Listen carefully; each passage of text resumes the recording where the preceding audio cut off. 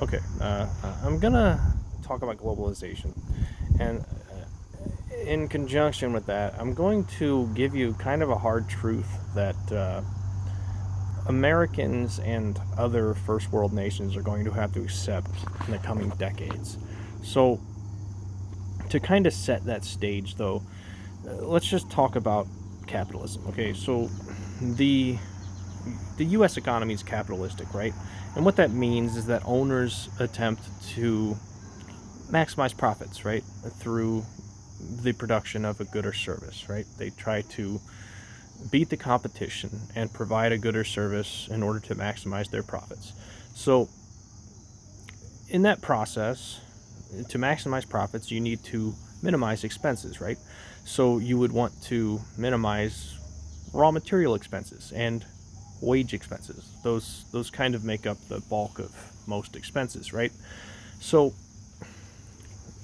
here's where globalization comes in. So, the technology we have invented, the technology we have today, it has enabled globalization on a scale that we have never seen before. Okay, and this is ultimately kind of the point of this video. Our technology has put us down a path of globalization that is not going to stop. There's no stopping it, and the reason there's no stopping it is because capitalists want to maximize profit. So what that means is that capitalists, corporations in the United States, they're going to globalize. And they're going to globalize in order to maximize profits, okay? Because it is cheaper to ship labor overseas to third world and second world nations than it is to keep that labor here in the US, right? The thing is the US population, they have a higher standard of living and they have a higher cost of living. They demand more, they demand higher wages. So they also, and in the United States, again, the cost of living is higher, therefore the raw materials are more expensive here.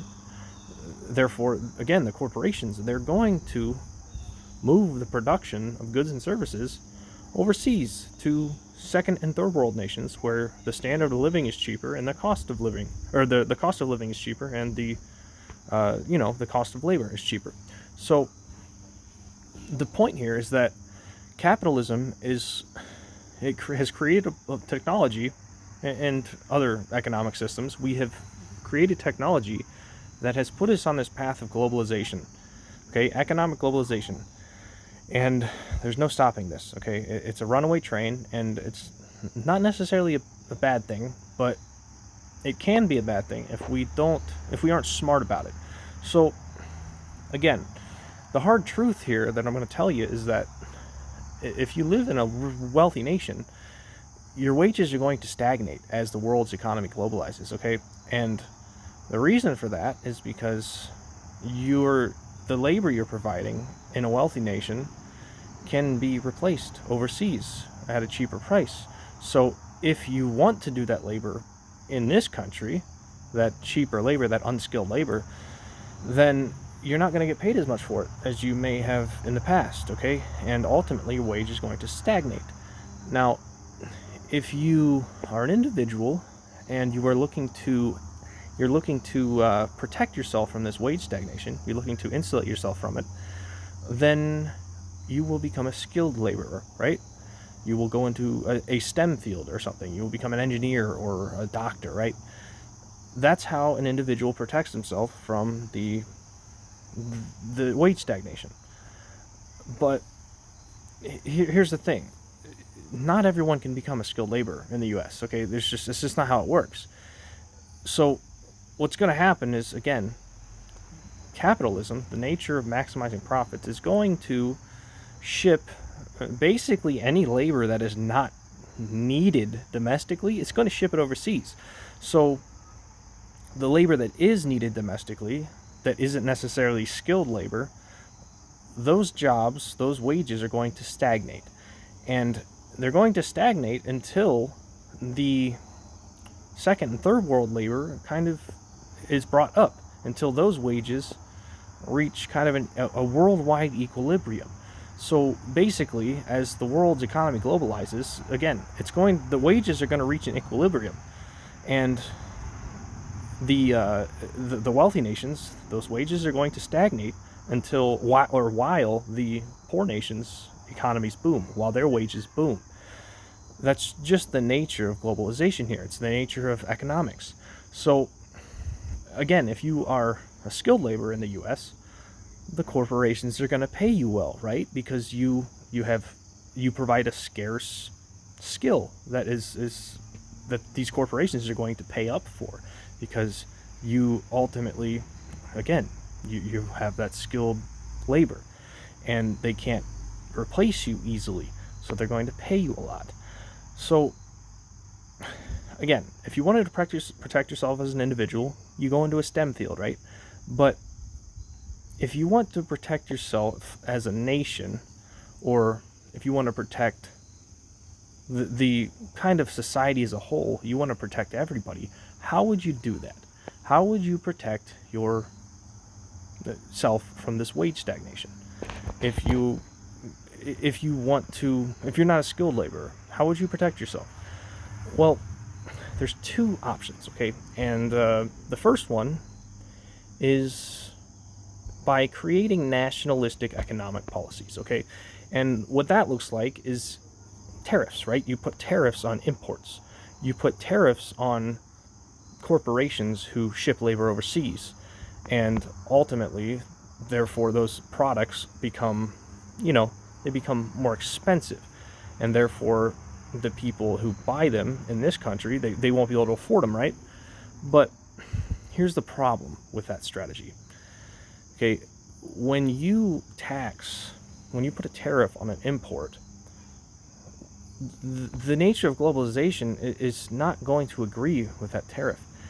These corporations are not going to remain loyal to the United States. They're just going to globalize. They're going to leave the US behind. So they will just ignore the United States market if they have to, and they'll just go trade in other markets. They'll go trade with the BRICS nations. This is the problem with nationalism. Once technology has reached a certain level and has enabled globalization, okay, nationalism and globalization they're not going to work well together. And in all likelihood, the nations who hold on to these nationalistic economic policies, they're going to be left behind, because other nations are going to choose not to trade with them, okay? The corporations that are now globalized, they're just going to not trade with the United States to the extent that they would have. And what this does is it isolates your economy in the same way that North Korea has isolated themselves largely from the world, right? In effect, if you push nationalistic economic policies, you're going to become like North Korea. And ultimately you're going to fall behind technologically, because these other nations that are, they're pushing forward, they're inventing the new technology. You're not going to be able to keep up. You're going to fall behind with, if you're fighting 350 million people against 7 billion, you're not going to be able to keep up. So what's the other solution? Well, the other solution is free trade, okay? The other solution is to bite the bullet. And ultimately, this is the hard truth you're going to have to accept. You're going to have to accept that the wages are going to stagnate a little bit. And there's no stopping that. And the reason this is happening, the reason this equilibrium is coming to fruition, is because ultimately the US economy has exploited labor in the past. Much of the wealth that people are living on right now in the US was built on the exploitation of third world labor. And it still is today. Because, again, a lot of the corporations are still based in the United States. But as the world's economy globalizes, as the Chinese market and the market in India and the market in Africa, as those markets grow, these corporations are going to take the opportunity to sell to those markets rather than just America. So, again, you have to accept this hard truth. And it's not great, but, again, there are ways that we can kind of minimize this wage stagnation. We can minimize the stagnation of standard of living that we may see, or that we will see in the United States. And we may even see a bit of a decrease in standard of living. That's the hard truth, okay? But how can we minimize it? Again, economic nationalism is not the way, Okay, it'll leave us behind. It'll lead to more trade wars. Those trade wars build into proxy wars. The proxy wars build into world wars. That's not the answer. Instead, we basically need globalism led by the working class. Okay, not the WEF, not the World Economic Forum. We need high class consciousness worldwide. We need basically an international strike, an international labor strike led by the working class. And it's interesting, right? Because the first world nations, their middle class looks nothing like the middle class in the third world nations, right? They're going to have to work together, okay? And that's hard to accept, but it's the best way forward for the middle class in all of these nations, because the corporations don't care. The corporations will just as soon leave the middle class in the United States behind as they will leave the third world nations behind. They don't care. They will buy islands and headquarter their corporations on their islands and pay no taxes to anybody. And they'll make the whole world their slaves in the process. If the world's working class does not work together. Okay, so that's the point I'm trying to drive home in this video. We basically need to encourage free trade, and we need globalistic economic policy led by the working class. We need an international strike. That international strike will occur in the next century or two, okay, one way or another. Or if we remain divided and we remain nationalistic, we'll just have more world wars and more revolutions, okay, more civil wars. That's what'll happen if we don't work together as the working class, okay? You'll basically have a worldwide oligarchy that rules everybody and keeps and controls all of the economic power. Okay, nationalistic economic policy, again, it's not the answer. We can't keep ignoring the implications of the technology we have created. It has enabled globalization. It has changed the nature of globalization. And in effect, nationalistic economic policy is self-destructive now due to the technology we have invented. Okay, so there's like this standard of living disparity, right, between the wealthy nations, the first world nations, and the third world nations, right? Now, if you push the first world nations' standard of living down too quickly, that's how you get a revolution, right? If they are used to living in a certain way and they start starving, they're going to revolt. They're going to start a civil war, perhaps, depending on who they blame for the decreasing standard of living. If they're divided amongst each other, they'll blame each other. If they're working together, if the working class is consolidated, they'll blame the corporations. They'll blame the owners. They'll blame the greed. Okay, that's the difference that we need to focus on. Okay, and the same applies to third world nations. Except the thing is they're used to a lower standard of living, and their standard of living can be pushed a lot lower before they revolt, right? In fact, their normal standard of living is probably a standard of living that would cause the U.S. to revolt right away, right? That's the point here. There's a disparity in standard of living and tolerance to that standard of living, and we need to work. We still have to work together with those third world countries, though, and the working class, and that ultimately means sacrificing your standard of living. It means, as a first world inhabitant, as a first world working class citizen, you need to accept the hard truth. You need to bite the bullet. You need to dig in and realize that your standard of living it's going to stagnate. It may even decrease, and you can't allow this to let you exploit labor in third world nations. You need to start buying. You need to start forcing these corporations to stop exploiting the labor. We need class solidarity. We need class consciousness, okay? That's the bottom line here. If we don't do this, again, we're going to end up in a international oligarchy, and all of the oligarchs, they're going to live in Hawaii and at wherever else, and meanwhile we're all going to be slaves if we don't get a hold of what's going on. Okay, again, technology it's rendered nationalism obsolete. Okay, in the same way that like a train engine replaced a lot of localized trade, right? If two farmers were trading the goods and services they had, all of a sudden the train engine's invented, and now you can ship stuff across the country, right? The same happens on a worldwide scale.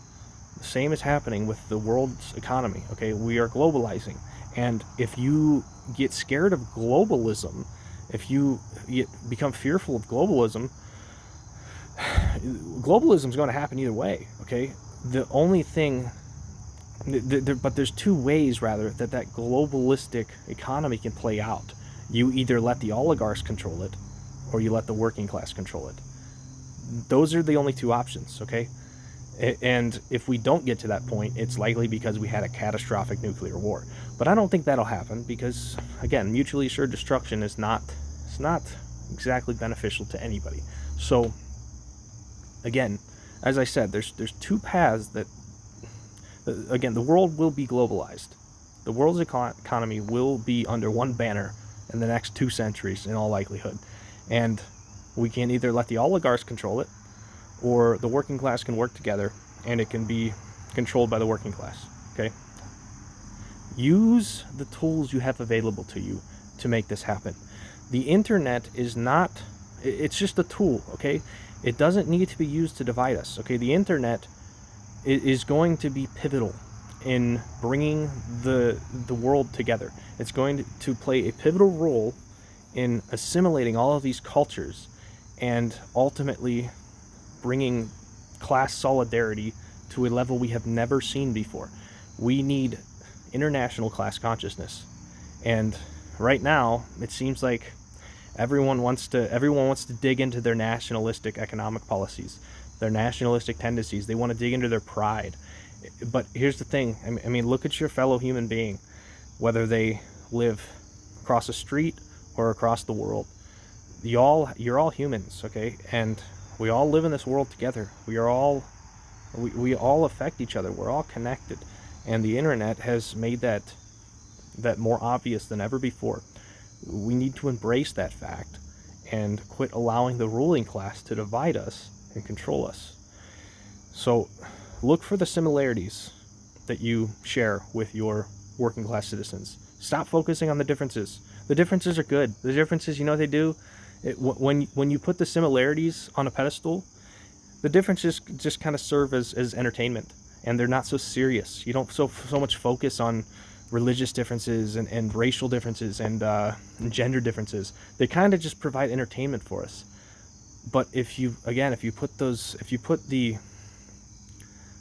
similarities on the pedestal above all of that, then we can make the world a better place. We can build something damn near close to a utopia.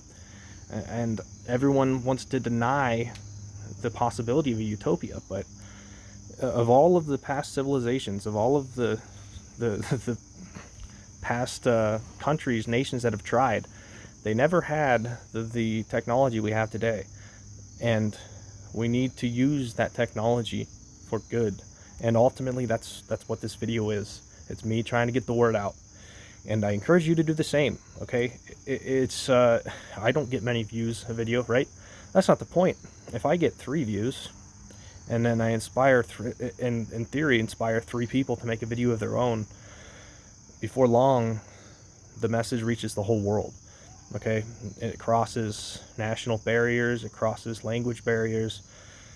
The point is that you have to speak your mind, and even if you don't agree with me, speak your mind. I don't care. What that was going to do by speaking your mind is going to help us understand each other better. That's what we need. We need to understand each other better. We need to find the similarities and not focus so much on the differences. So thanks for watching.